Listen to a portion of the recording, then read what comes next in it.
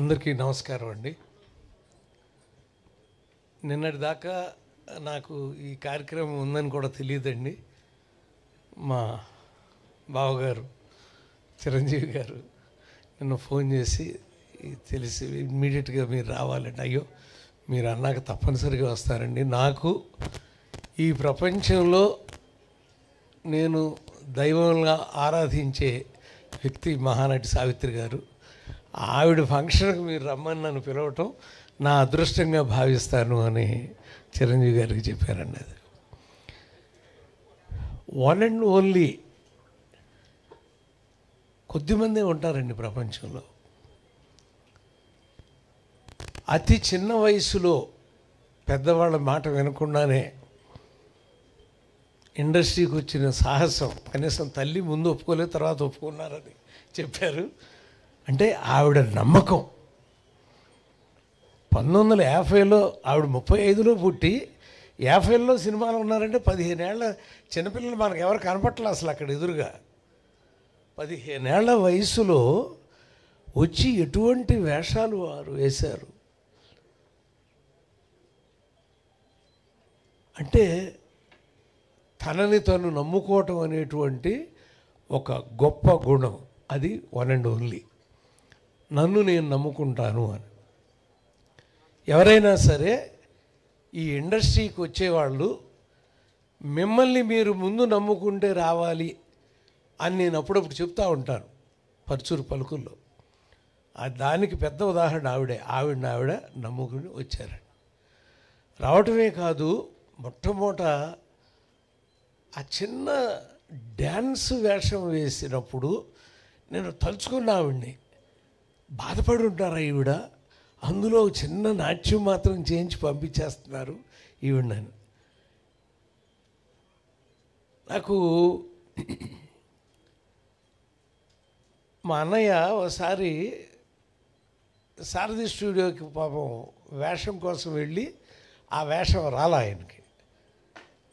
అప్పుడు మీ ఇద్దరు మాట్లాడుకున్నప్పుడు చెప్పాడు, అలా వెనక్కి తిరిగి ఓ మాట అన్నాను రా, వస్తా మళ్ళీ ఇక్కడికే వస్తా అని అనుకున్నాను రా అన్నాడు. 358 సినిమాలు రాసే రచయితగా ఆయన ఎంటర్ అయ్యాడండి. బహుశా సావిత్రి గారు కూడా అలాగే వెనక్కి తిరిగి వస్తా అని అనుకుని ఉండి ఉంటారు.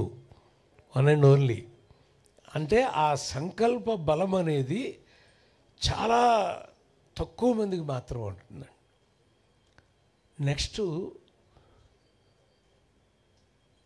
ఎస్వి రంగారావు గారిలాగా ఆవిడ నటించేయటం ఏంటంటే అసలు మధ్యలో వారి వాయిస్తో నటిస్తారు, నటించేసేసి అని మళ్ళీ ఏదో వాయిస్ చేంజ్ చేసుకున్నట్టుగా. ఏంటండి అది? చూస్తాను రంగారావు గారిని ఆవిడ అని అనిపిస్తుందండి. మీకు ప్రపంచంలో ఉన్న అతి కొద్ది మంది నటీనటులకి నవరసాలని కళ్ళతో మాత్రం అభినయించి చూపించగలిగిన వాళ్ళు చాలా కొద్దిమంది ఉంటారండి. అందులో మహానటి సావిత్రి గారు అయితే ఆవిడ ఏమి ఎక్స్ప్రెషన్ ఇస్తుందో, మురళీమోహన్ గారు వ్యాసం చదివాను నేను. ఆవిడ అలా వెళ్ళి ఒక నిమిషం ఆగి వెళ్ళిపోయారు, నాకేం అర్థం కాలేదు. ఆ తర్వాత చూసినప్పుడు అయోమయం, అమ్మ ఇదా ఆవిడ చేసింది అని. అంటే ఆ చిన్న ఎక్స్ప్రెషను అనేది ఆవిడకే చెల్లండి. అంటే వన్ అండ్ ఓన్లీ సావిత్రి గారికి మాత్రమే చెల్లుతుంది. తను ఏమి ఎక్స్ప్రెషన్ ఇస్తున్నారు అనేటువంటిది ఆవిడకే చెల్లుతుందండి. అలా ఒక అద్భుతమైనటువంటి నర్తనశాల కీచకుడు వెంటబడినప్పుడు కానీ ఆ ఎస్వి రంగారావు గారితోనే అది కూడా ఆ నటన చూస్తున్నప్పుడు ఆ కీచకుడు ఒక్కసారి మీకు ఎవరికైనా దొరికితే చూడండి, కీచకుడిని చంపేసిన తర్వాత ఆవిడ ఒక చూపు చూస్తుందండి. మీ ఎంతమంది గమనించారో ఆ చూపు నాకు తెలియదు, కానీ ఒక్క చూపు చూస్తుందండి కీచకుడు చనిపోయినప్పుడు. ఆ చూపుకి ఎన్ని కోట్లు ఇచ్చినా సరే ఆవిడ నటనకి ఇంకా తక్కువే అనిపిస్తుందండి.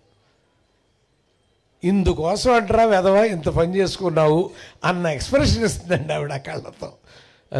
అది ఒక మహానటికే చెల్లుతుంది అనిపిస్తుందండి. అయితే నా జ్ఞాపకాల్లో భాగంగా కృష్ణారావు స్ట్రీట్లో మేము ఉండేవాళ్ళం అండి. కన్నమ్మ గారి ఇంట్లో నేను ఉండేవాడిని అండి. ముందు నూతన ప్రసాద్ ఇంట్లో ఉండేవాడిని. ఆ ఎదురుగా ఉన్నది కన్నమ్మ గారి ఇల్లు. అక్కడి నుంచి 1, 2, 3, 4 ఇల్లు అది పిఏపి వాళ్ళు వచ్చేవారు తర్వాత. ఇది సావిత్రి గారి ఇల్లు. పెళ్లి కాకముందు సావిత్రి గారు ఇక్కడే ఉండేవారు చిన్నప్పుడు అని. నేను ఆ కొత్తలాట వెళ్ళి ఆ కాసేపు అలా చూస్తూ ఉండేవాడిని. సావిత్రి గారిని చూడటానికి ఎలా కుదరలేదు, కనీసం ఆవిడ ఉండేళ్ళిన. ఆ తర్వాత పిఏపి ఆఫీస్ వచ్చి ఎన్నిసార్లు ఆ గుమ్మం దాటి వెళతా, ఓహో ఇలా ఇచ్చావమ్మా యోగం మాకు, ఇందులోకి నీ ఇంట్లోకి ఎంటర్ అయ్యేటువంటి యోగం అని అనుకునేవాడిని.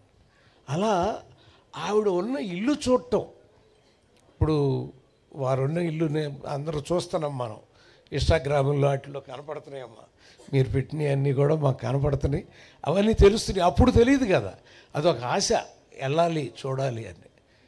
అయితే నేను ఇండస్ట్రీకి వచ్చినప్పుడు పిసి రెడ్డి గారిని బతిమాలా, సార్ నా జీవితంలో ఒక్కసారి ఆవిడ్ని కలవాలి అని నా కోరికండి, అది కావాలంటే నేను వారి ఇంటికి వెళ్ళైనా చూసి వస్తాను అని. సారీ గోపాలకృష్ణ, వారు హాస్పిటల్లో ఉన్నారు అని చెప్పారు. ఆ 16 నెలలప్పుడు అడిగాను నేను. 16 నెలలే ఉన్నారు కదా హాస్పిటల్, 19 నెలల 19 months ఉన్నప్పుడు ఆ ముందు నేను అడిగే వెళ్ళి చూడాలి అని. అంటే చూసే అదృష్టం లేదు, కానీ ఆవిడ వెళ్ళిపోయారు. భౌతికంగా సావిత్రి గారు వెళ్ళిపోయారు, కానీ వెండి తెరని ప్రేమించే కోటాను కోట్ల మంది ప్రజలు, ఇప్పుడు మీ అందరి సాక్షిగా ఎన్ని కోట్ల మంది చూస్తారో నాకు తెలుసు ఈ కార్యక్రమాన్ని, అందరి సాక్షిగా సావిత్రి గారు సజీవంగానే ఉన్నారు. ప్రతి నటీమణి యొక్క హృదయంలో ఆవిడ ఉంటారు, మనం నిత్యం ఆశీర్వదిస్తూనే ఉంటారని నమ్మే వాళ్ళలో నేను ఒకడిని అని తెలియజేస్తూ, అమ్మా సావిత్రమ్మ, నిన్ను చూడలేని బాధ నేను తీర్చుకుంటాను. చాముండేశ్వరి గారిని చూసుకుని, నీ బిడ్డను చూసుకుని, తనలో నేను చూసుకుంటున్నానని తెలియజేస్తూ సెలవు తీసుకుంటున్నాను. నమస్కారం. థ్యాంక్స్ అండి. అలాగే